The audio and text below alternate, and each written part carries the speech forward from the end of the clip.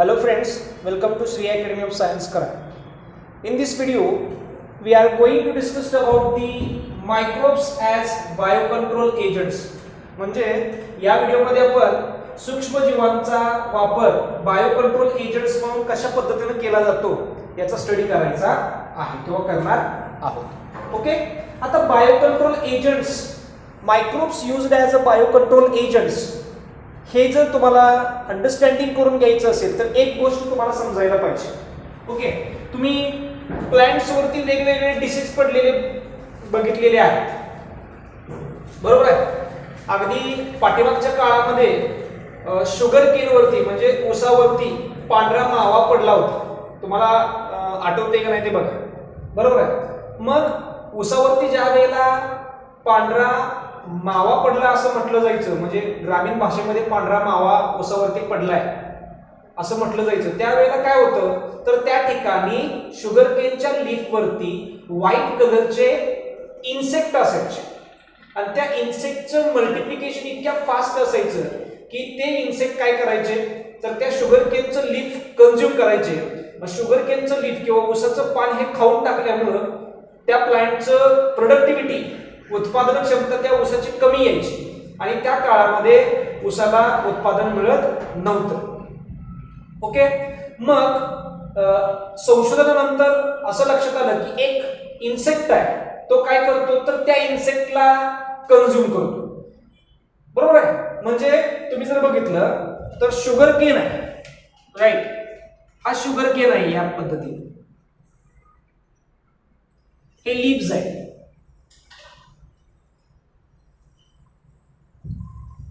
Leaf आहे, बरोबर आहे. याच्यावरती पांढरा मावा पडला असं म्हटलं जायचं, म्हणजे तो हा असायचा असं, बरोबर. ह्यांचं मल्टिप्लिकेशन फास्ट होतं आणि हे अन्न म्हणून काय वापरायचे तर या ऊसाचं पान वापरायचे. मग हे जर हा जर इन्सेक्ट व्हाईट कलरचा इन्सेक्ट आहे, तो जर या शुगर केनच्या लीफला यानं कंझ्युम केलं तर ह्या शुगर केनची जी प्रोडक्टिव्हिटी आहे ती ऑटोमॅटिक कमी यायची, बरोबर आहे. पण रिसर्च केल्यानंतर काय सापडलं तर असा एक इन्सेक्ट सापडला, युजफुल असा एक इन्सेक्ट सापडला जो काय करणार आहे तर याच्यावरती असलेल्या व्हाईट कलरच्या इन्सेक्टला काय करायचं तो किल करणार. हा वाला म्हणजे हा जो इन्सेक्ट आहे तो ऊसावरती पडून रोग निर्माण करणाऱ्या इन्सेक्टला कंझ्युम करायचा. समजते का? म्हणजे हा जो आहे तो बॅड वाला इन्सेक्ट आहे व्हाईट कलरचा, जो काय करायचा शुगर केनचं लीफ कंझ्युम करायचं. ओके, आणि ऊसाचं किंवा शुगर केनचं उत्पादन क्षमता ही ऑटोमॅटिक कमी यायची. पण संशोधनामध्ये काय सापडलं की जो इन्सेक्ट शुगर केनचं उत्पादन क्षमता कमी करणार होता त्याला खाणारा इन्सेक्ट शोधून काढला शास्त्रज्ञांनी, बरोबर आहे का. म्हणजे हा जो इन्सेक्ट आहे, हा वाला जो गुड वाला आहे म्हणजे चांगला आहे, जो पांढऱ्या मावाला खाऊन टाकायचा, तो इन्सेक्ट काय झाला बायो कंट्रोल एजंट्स झाला. Bio control, bio means life, control agents म्हणजे असा एक मायक्रो ऑर्गॅनिझम्स असणार आहे जो पॅथोजेनिक मायक्रो ऑर्गॅनिझम्सला किल करणार आहे. समजलं? अशा पद्धतीने मग तुम्हाला या ठिकाणी दिलेला आहे, राईट. बघा या ठिकाणी तुम्हाला सांगतो जो इन्सेक्ट हा शुगर केनला डिसीज निर्माण करत होता त्याला म्हणायचं पेस्ट, बरोबर आहे, राईट.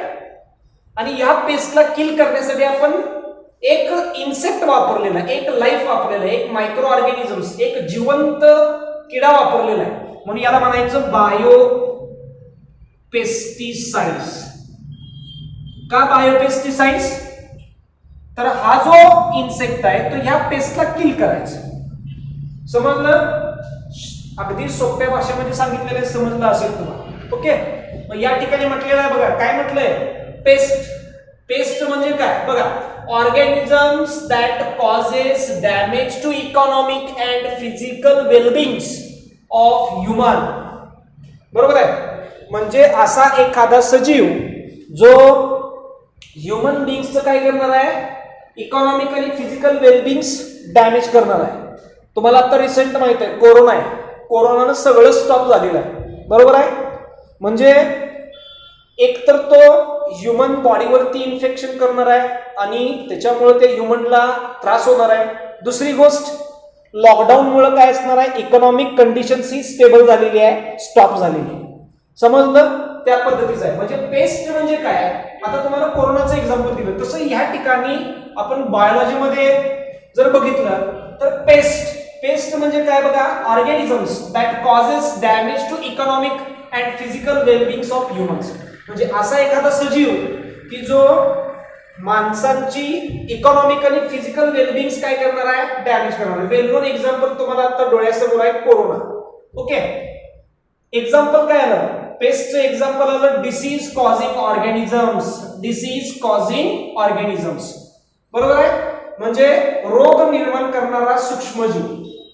त्याच्यानंतर इन्सेक्ट आहे, म्हणजे इन्सेक्ट सुद्धा काय आहेत, असे कीटक आहेत की ते वनस्पतीला हार्मफुल आहेत.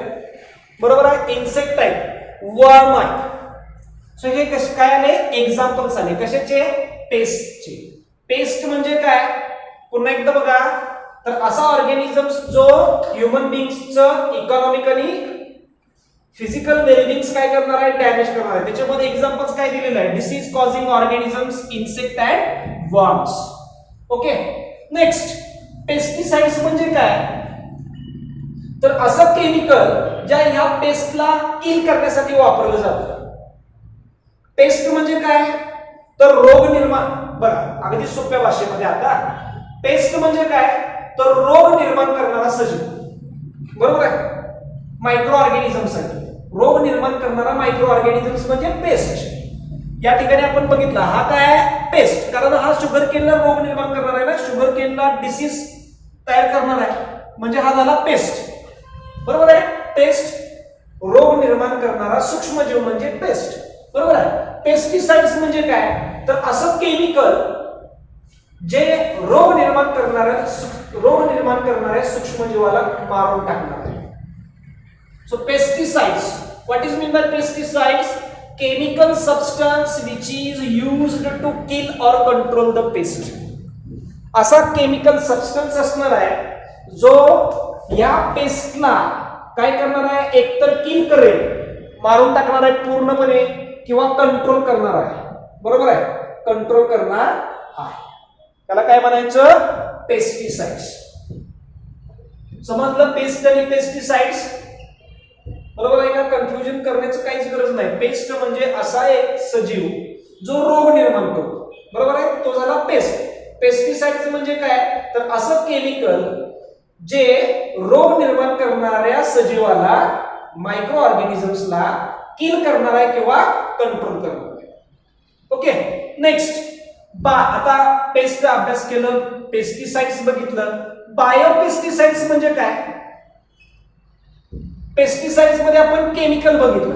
बरोबर आहे. आता या ठिकाणी केमिकलच्या ऐवजी, बायोपेस्टिसाइड्स मध्ये केमिकलच्या ऐवजी काय वापरायचंय, बायोलॉजिकल एजंट्स वापरायचे. बरोबर आहे. केमिकल का लिव्हिंग आहे, काय नाही, केमिकल हे नॉन लिव्हिंग आहे. बरोबर आहे. म्हणून त्या ठिकाणी आपण पेस्टिसाइड्स हा शब्द वापरलेला आहे. म्हणजे जर केमिकल असेल तर केमिकल पेस्टिसाइड्स असणार आहे, आणि जर त्या ठिकाणी एखादा लिव्हिंग ऑर्गॅनिझम्स असेल, जसं या ठिकाणी शुगर केन वरती पडणाऱ्या डिसीजला किल करण्यासाठी इन्सेक्ट आहे. इन्सेक्ट लिव्हिंग आहे ना, म्हणजे तो काय झाला, बायोपेस्टिसाइड्स. म्हणून या ठिकाणी म्हटलेलं आहे. Okay, the biochemical agents, the biological agents. Biological agents म्हणजे कोण आला, ऑर्गॅनिझम आला ना, सजीव आला ना.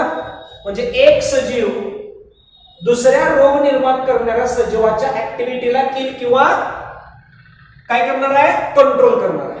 त्याला biopesticides. So the biological agents, that is organism which can be used or control the disease causing agents.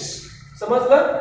म्हणजे असा एक सजीव, असा बायोलॉजिकल एजंट्स जो काय करणार आहे तर रोग निर्माण करणाऱ्या एजंट्सला, ज्याला आपण पेस्ट असं म्हणणार आहे, टेक्निकल टर्मिनॉलॉजी पेस्ट असं म्हणणार आहे, त्याला तो कंट्रोल करेल किंवा किल करेल, त्याला म्हणायचं बायोपेस्टिसाइड्स. समजलं? मराठीमध्ये पुन्हा एकदा बघा, पेस्ट म्हणजे रोग निर्माण करणारा घटक, बरोबर आहे, रोग निर्माण करणारा एजंट. पेस्टिसाइड्स म्हणजे काय तर रोग निर्माण करणाऱ्या एजंटला किल करणारा केमिकल म्हणजे पेस्टिसाइड्स, बरोबर आहे. केमिकल काढून टाकला आणि बायोलॉजिकल एजंट जर असेल, केमिकलच्या ऐवजी बायोलॉजिकल एजंट असेल आणि तो जर बायोलॉजिकल एजंट हा डिसीज निर्माण करणाऱ्या मायक्रो ऑर्गॅनिझम्सला किल करत असेल तर त्याला म्हणायचं बायोपेस्टिसाइड्स. वेल नोन एक्झाम्पल तुम्हाला लेक्चरच्या स्टार्टिंगला सांगितलेलं आहे. ओके, आणि आपल्या भागांमध्ये हे जास्त बघायला मिळालेलं आहे, बरोबर आहे.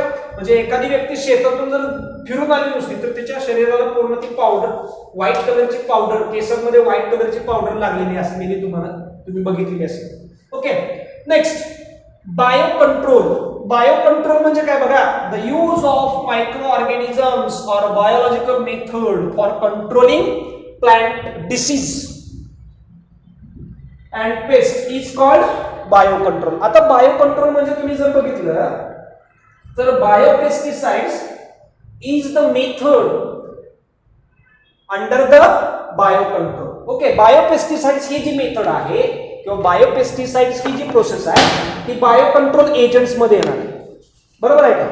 फॉर एक्झाम्पल अजून एखादी जर कॉमन तुम्हाला बायो कंट्रोल एजंट्स जर हे सांगायचं झालं, एक्झाम्पल सांगायचं झालं तर समजा आपण एखादं झाड लावलेलं असेल आणि त्याच्यावरती जर रोग पडला, बरोबर आहे, तर आपण काय करणार, एक साधी मेथड आहे, बरोबर आहे, ते झाड अपरूटिंग करायचं म्हणजे ते झाड उपटून टाकायचं आणि बर्न करून टाकायचं, बरोबर आहे. ही साधी मेथड आहे. म्हणजे जेणेकरून काय असणार आहे तर शेजारच्या फील्डवरती तो डिसीज हा ट्रान्समिट होणार नाही, बरोबर आहे, किंवा शेजारच्या झाडावरती तो जो रोग आहे तो पोचणार नाही.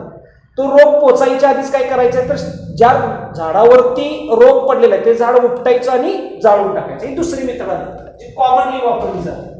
सो बायो कंट्रोल म्हणजे काय तर रोग निर्माण करणारे जे घटक आहेत, रोग निर्माण करणारे जेवढे सगळे ऑर्गॅनिझम्स आहेत, बरोबर आहे, डिसीज कॉझिंग ऑर्गॅनिझम्स आहेत, ते काय करायचे, ज्याला आपण पेस्ट असं म्हणणार आहे, त्याला बायोलॉजिकल एजंट्स वापरून किंवा बायोलॉजिकल मेथड वापरून कंट्रोल करायचं आहे. एक तर त्याला किल किंवा कंट्रोल करायला बायोलॉजिकल एजंट वापरायचा किंवा बायोलॉजिकल मेथड वापरायची.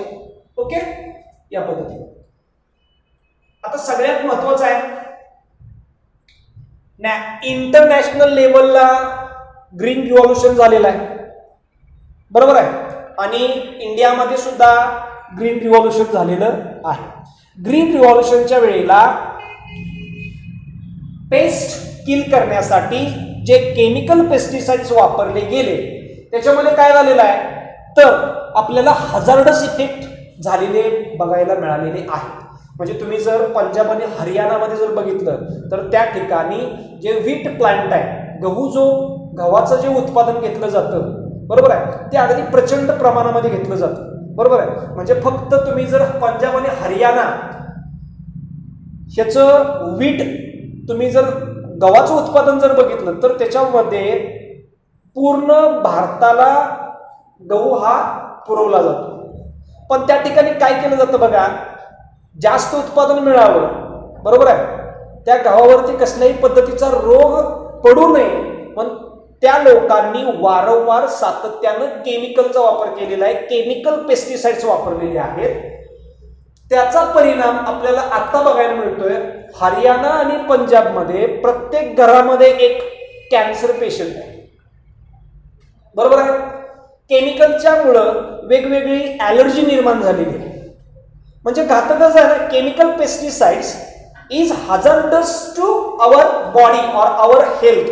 हे जे केमिकल पेस्टिसाइड्स आहेत ते घातक आहेत, आपल्या शरीरासाठी घातक आहेत, बरोबर आहे, आपल्या आरोग्यासाठी घातक आहेत, समजलं. त्यामुळे रिसेंट टाइम मध्ये, अगदी नजीकच्या कालावधीमध्ये तुम्ही जर बघितलं तर सरकारनं शासनानं केमिकल पेस्टिसाइड्स वरती कंट्रोल आणण्याचा प्रयत्न केलेला आहे आणि बायो पेस्टिसाइड्स वापरण्याचं त्यांनी सुचवलेलं आहे. त्यामुळे तुम्ही जर बघितलं use of chemical pesticides and insecticides, chemical pesticides and insecticides, बरोबर आहे. पेस्ट म्हणजे पावडर, बरोबर आहे का, पावडर म्हणजे फंगल स्पोर्स असतील, बरोबर आहे, फंगस असेल, फंगस स्पोर्स असतील, हे पेस्टिसाइड्स मध्ये येणार आहेत आणि ते जे किल करतात त्यांना पेस्टिसाइड्स असं म्हणायचं. रोग डिसीज निर्माण करणारे जे इन्सेक्ट असतील, बरोबर आहे, त्यांना किल करणारे केमिकल म्हणजे इन्सेक्टिसाइड्स, बरोबर आहे. म्हणजे फंगल स्पोर्स, फंगस पावडर ज्याच्यामुळे डिसीज होणार आहे त्याला किल करण्यासाठी वापरले गेलेले केमिकल पेस्टिसाइड्स मध्ये येतात. इन्सेक्ट जो डिसीज निर्माण करणार आहे याला किल करण्यासाठी जे केमिकल येते त्याला इन्सेक्टिसाइड्स. बघा, the use of chemical pesticides and insecticides is effective, बरोबर आहे. आपण रोग निर्माण करणारे जे वेगवेगळे घटक आहेत त्याला मारण्यासाठी वापरलेलं केमिकल हे इफेक्टिव्ह आहे.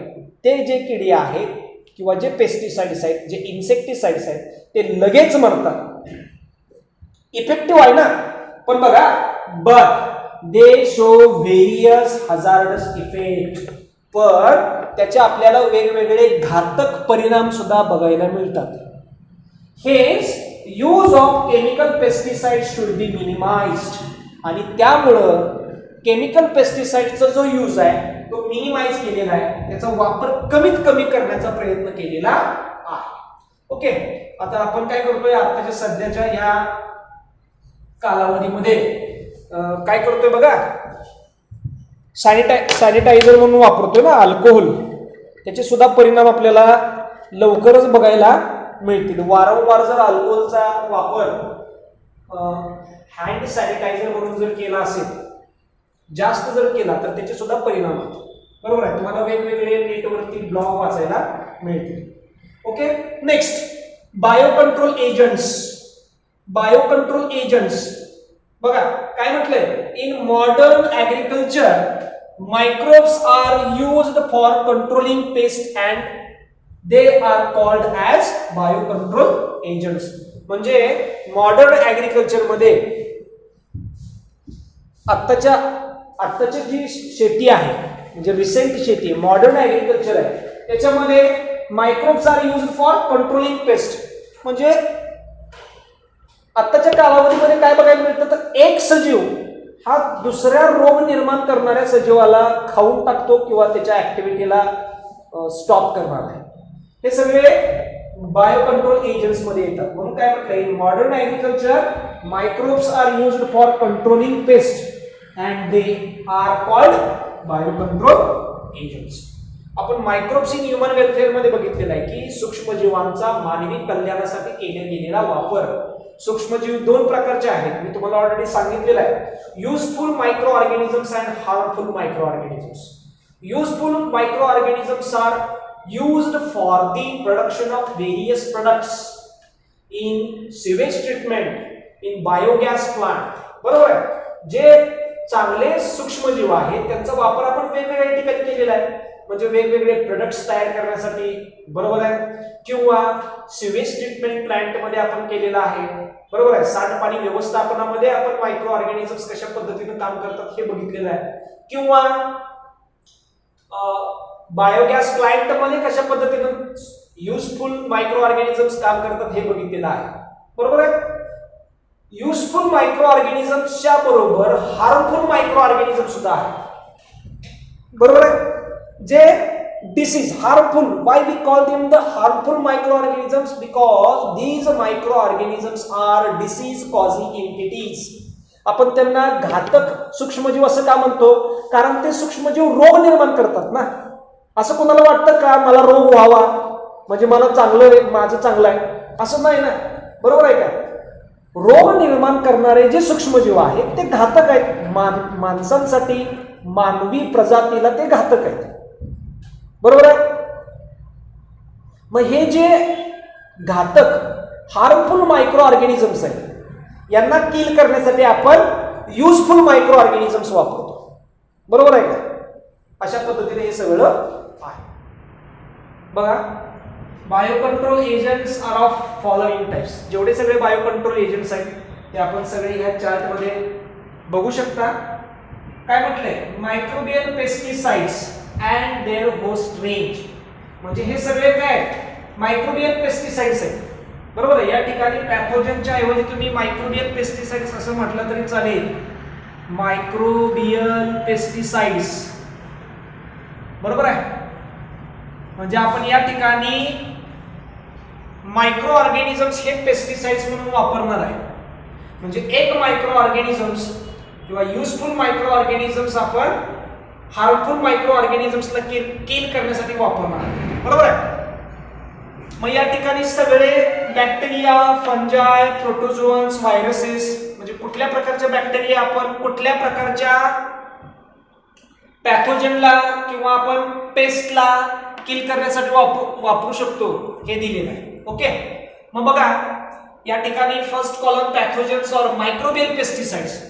हे जे मायक्रोबियल पेस्टिसाइड्स आहेत ते कुठल्या इन्सेक्टला किंवा कुठल्या डिसीज कॉझिंग एंटिटीजला किल करू शकतात हे दिलेलं आहे. म्हणून होस्ट रेंज असं म्हटलेलं आहे.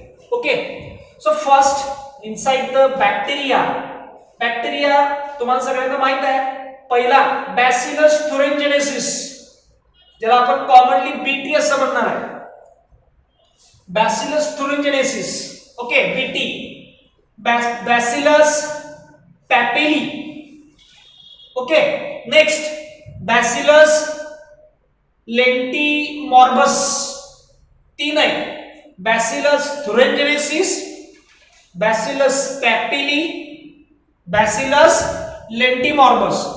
हे जे तीन बॅक्टेरियाचे स्पेसिस आहेत, बरोबर आहे, ते कुठल्या इन्सेक्टला किल करू शकतात? बघा, कॅटरपिलर्स. कॅटरपिलर्स म्हणजे काय? Larvae of moths and butterflies. Okay. म्हणजे मी तुम्हाला जेवढे या इन्सेक्टची नावं सांगणार आहे, जे डिसीज कॉझिंग एंटिटीज आहेत, जे रोग निर्माण करतात, ते तुम्ही काय करायचं आहे? गुगलवरती जायचं आहे, इमेजेस मध्ये जायचं आणि प्रत्येकी तुम्ही नाव जर टाकलं तर तुम्हाला तो जो ऑर्गॅनिझम आहे तो त्या ठिकाणी तुम्हाला क्लिअर बघायला मिळेल. Okay. So bacillus thuringiensis, bacillus popilliae, bacillus lentimorbus हे कोणाला किल करतात? तर कॅटरपिलर्स म्हणजेच काय? Larvae of moths and butterflies. Okay. Next larvae of aedes, then black flies, right. Next some adult beetles, wax moths and cabbage worm. बरोबर आहे. Cabbage warm हे सगळे जेवढे सगळे बॅसिलसचे स्पेसिस आहेत ते या सगळ्या लार्वीला किंवा वेगवेगळ्या इन्सेक्टना किल करणार आहे. आता आपल्या नवीन सिलेबसमध्ये थोडासा एक पॉइंट दिलेला आहे. बॅसिलस थुरिंजिनेसिस हा मायक्रोबियल पेस्टिसाइड्स म्हणून कशा पद्धतीनं काम करणार आहे. काय म्हटलंय बघा, bacillus thuringiensis is use to get rid of butterfly caterpillars where dried spores of bacillus thuringiensis are mixed with water and spray on to vulnerable plants such as brassica and fruit trees. म्हणजे बॅसिलस थुरिंजिनेसिसचं काम काय आहे? तर bacillus थुरिंजिनेसिस या ज्या बॅक्टेरियाचे जे स्पोर्स आहेत किंवा डायरेक्ट तुम्ही बॅक्टेरिया घ्यायचे, ड्राईड बॅक्टेरिया घ्यायचे आहेत, त्या वॉटरमध्ये मिक्स करायचे आहेत आणि वॉटरमध्ये मिक्स केल्यानंतर त्याचं एक केमिकल बनवायचं आहे. केमिकल म्हणजे काय? तर बॅक्टेरियाच्या स्पोर्स घ्यायच्या आणि त्या वॉटरमध्ये मिक्स करायचे. बरोबर आहे. हे जे वॉटर आहे ते जेवढे सगळे वल्नरेबल प्लांट्स आहेत, म्हणजे जे आपण शेतीमध्ये वापरतो, बरोबर आहे, ज्याच्यावरती रोग पडलेला आहे, या लार्वीनी म्हणजे caterpillar, larvae of Aedes, black fly, some adult beetles, wax moths, cabbage worms, बरोबर आहे, हे ज्या ज्या ठिकाणी डिसीज निर्माण करतात, ज्या ज्या वनस्पतींना हे रोग निर्माण करतात, त्या त्या वनस्पतींवरती जर बॅसिलस स्पेसिसचे जर तुम्ही स्पोर्स घेतले, वॉटरमध्ये मिक्स केले आणि ते सोल्युशन तयार करून ह्या प्लांटवरती म्हणजे हे किडे ज्या वनस्पतीवरती रोग निर्माण करतात त्याच्यावरती जर फवारलं तर काय होतं बघा, बॅसिलस थुरिंजिनेसिस किंवा बॅसिलसचे जे स्पोर्स आहेत ते या किड्यांच्या गटमध्ये जाणार आहेत, पोटामध्ये जातात आणि पोटामध्ये गेल्यानंतर पुढे काय म्हटलंय बघा, these spores are then eaten by insect. बरोबर आहे, म्हणजे इन्सेक्ट लार्वी हे बॅसिलसचे स्पोर्स खाणार आहेत.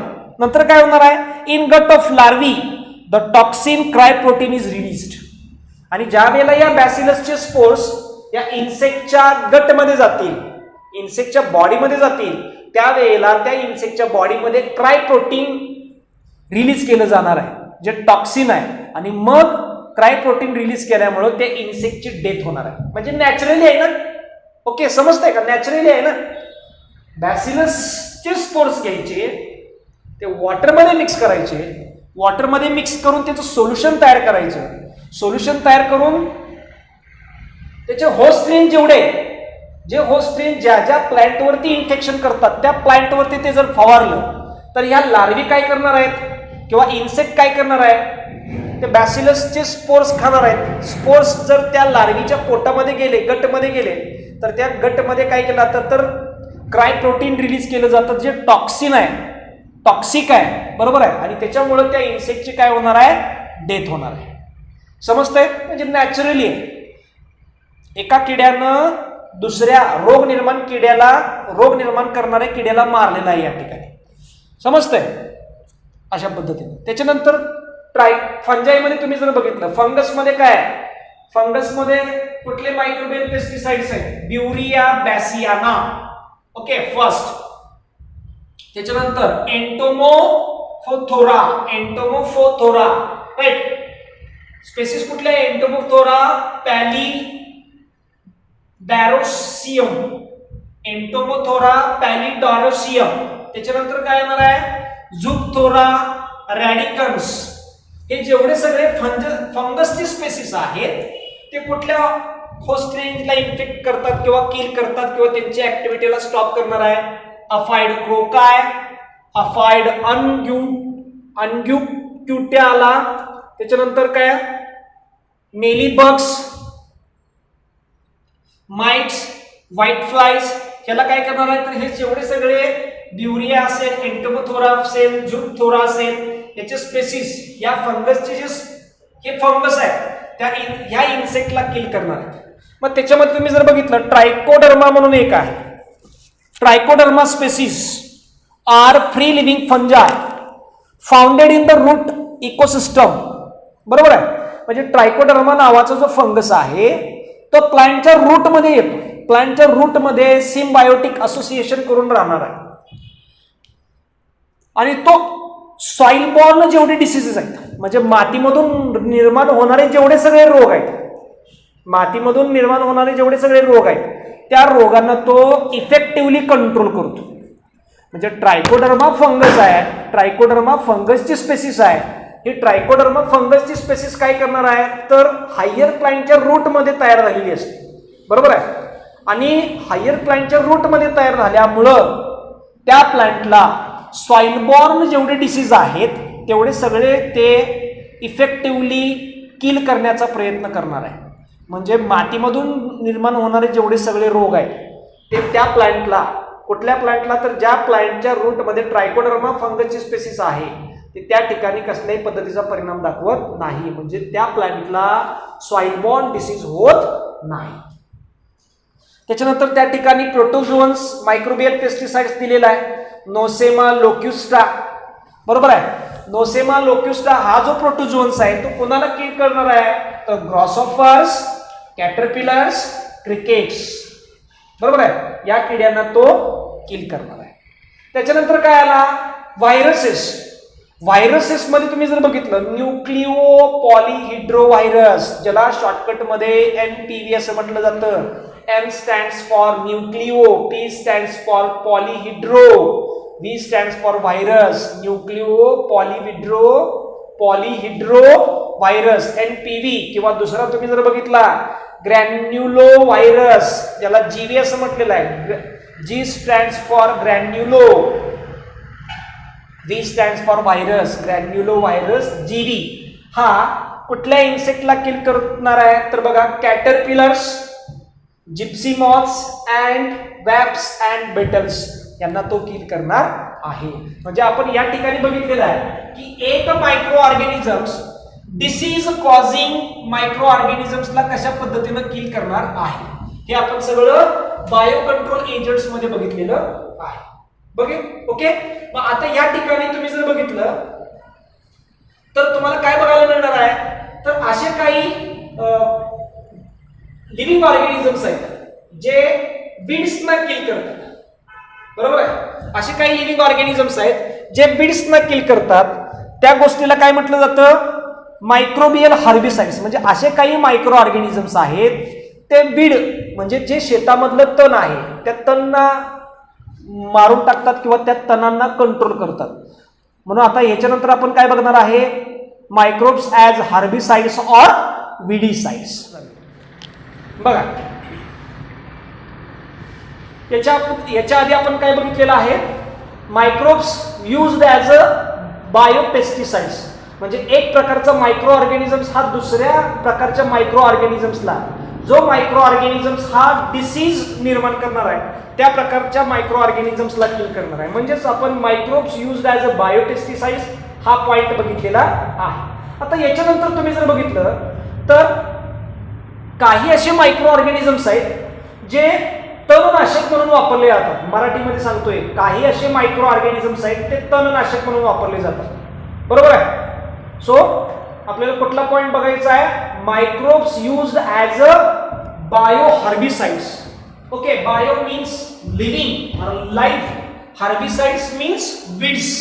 ओके. म्हणजे काही असे सजीव आहेत, काही असे सूक्ष्मजीव आहेत जे बायो हार्बिसाइड्सचं काम करतात. समजलं. मग तुम्हाला माहित आहे आपल्या भारतामध्ये पसरलेलं सगळ्यात जास्त एक तणाचं नाव आहे कुठलं, काँग्रेस. हातवाला नवं. The botanical name of congress is काय, the botanical name of congress is parthenium. Right. हे जे पार्थेनियम आहे ते पूर्ण इंडियामध्ये पसरलेलं आहे. And this parthenium is native from America. Right. अमेरिकामधून आलेला आहे. पण आता आपण त्या पार्थेनियमला कंट्रोल करू शकत नाही. राईट. सो असे अनेक तण आहेत, असे अनेक वनस्पती आहेत, अनवॉन्टेड प्लांट्स आहेत जे आपण कंट्रोल करू शकत नाही. पण मायक्रो ऑर्गॅनिझमच्या मदतीने आपण त्यांना किल करू शकतो. सो बघा, weeds are unwanted plants that grow in agriculture field, ponds, lakes. बरोबर आहे. म्हणजे तण हे अनावश्यक वनस्पती. तण म्हणजे काय, अनावश्यक वनस्पती. बरोबर आहे. ज्या कुठं कुठं उगवतात, तर शेतामध्ये उगवतात, तळ्यांमध्ये असतात, तलावांमध्ये असतात. ओके. वेल्लोन एक्झाम्पल आहे रंकाळा. राईट. त्याच्यामध्ये कुठले प्लांट पसरलेला आहे मला माहित आहे, कुठलं प्लांट त्याच्यामध्ये पसरलेलं आहे तुम्ही जर बघितलं तर त्या ठिकाणी रंकाळ्यामध्ये पूर्ण वॉटर तर हायसिंथ हे टोटल पसरलेलं आहे. राईट. तुम्ही बघू शकता. मग वीड्स म्हणजे काय, तर अशा अनवॉन्टेड प्लांट्स की जे ऍग्रिकल्चर फील्डमध्ये येतात, पॉन्ड्स असतील, लेक्स असतील, त्याच्यामध्ये ते येणार आहेत. Next, weeds complete within the main crops. Weeds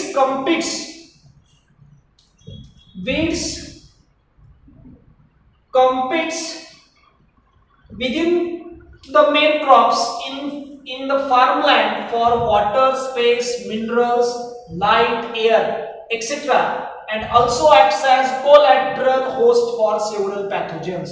म्हणजे तुम्ही जर बघितलं, तण हे शेतामध्ये ज्या वेळेला आलेलं असेल त्यावेळेला जे तण आहे त्या तणाचं कॉम्पिटिशन कोणाबरोबर असतं, मुख्य वनस्पती बरोबर असतं, मेन क्रॉप बरोबर असतं. कशासाठी, वॉटरसाठी, पाण्यासाठी, स्पेस म्हणजे जागेसाठी, मिनरल म्हणजे मिनरलसाठी, लाईट आणि एअरसाठी असणार आहे. म्हणजे वीड्सचं आणि मेन क्रॉपचं या ठिकाणी आपल्याला कॉम्पिटिशन बघायला मिळणार आहे. तर ह्या सगळ्या फॅक्टरसाठी. आणि सगळ्यात महत्वाची म्हणजे दुसरी गोष्ट कुठली आली, तर ते कोलॅटरल पॅथोजेन्स म्हणून काम करतात. Okay. So it acts as collateral host for several pathogens. अनेक वेगवेगळ्या रोगांसाठी ते कोलॅटरल म्हणून काम करतात. फॉर एक्झाम्पल तुम्ही जर बघितलं तर गावावरती पडणारा जो तांबेरा आहे, गावावरती पडणारा तांबेरा हा जो रोग आहे, तांबेरा म्हणजे रस्ट. बरोबर आहे. ज्या वेळेला त्याला गहू मिळेल गव्हाचं फील्ड मिळेल त्यावेळेला तो त्या गव्हाच्या फील्डवरती परिणाम करणार आहे, त्याला रोग निर्माण करणार आहे. पण त्याला जर गव्हाचं फील्ड मिळालं नाही तर तो गवतावरती पडून राहतो.